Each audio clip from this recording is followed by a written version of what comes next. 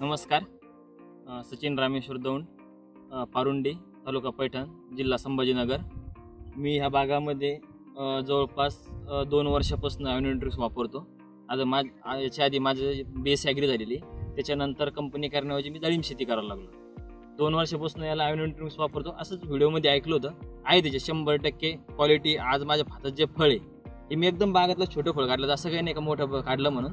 पण याच्यामध्ये जे कलर आहे, त्याचे जे नॅचरल कलर आहे, याला एकही स्प्रे ना कलरचा ना कोणता मारलेला आहे. फक्त जे काय यांचं कौसमॅक्स आणि ॲव्हेन्यूट्रिक्सचं एक 8-8 दिवसाला खालीमधून ड्रिपमधून चालू आहे. त्याच्यानंतर मी समोर छोटेले डाळिंब लावलेले.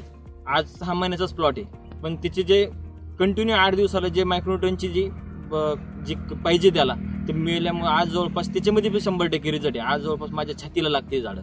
अवघे 6 महिन्याचा प्लॉट आहे 100% रिझल्ट आहे.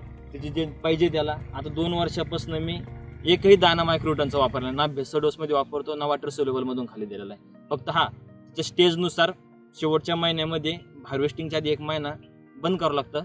त्या टायमिंगला बंद केल्यानंतर ऑटोमॅटिकली नॅचरली कलर येतो ना. स्प्रेची गरज आहे. साईज आज सुद्धा याच्या एरियामध्ये ॲव्हेन्यूट्रिक्सचे जे प्लॉट आहे तिची साईज बघण्यासारखीच आहे. एवढं 100% सांगू शकतो मी. दुसऱ्या बी शेतकऱ्यांना वापरा आहे ॲव्हेन्यूट्रिक्स. त्याचे रिझल्ट खूप छान आहे. फक्त त्याच्यामध्ये त्याची जे काही स्टेज असेल ते स्टेजचा 100% लक्षात ठेवून त्या स्टेजमध्ये वापर करा. त्याचे रिझल्ट 1 नंबर 100% चांगले.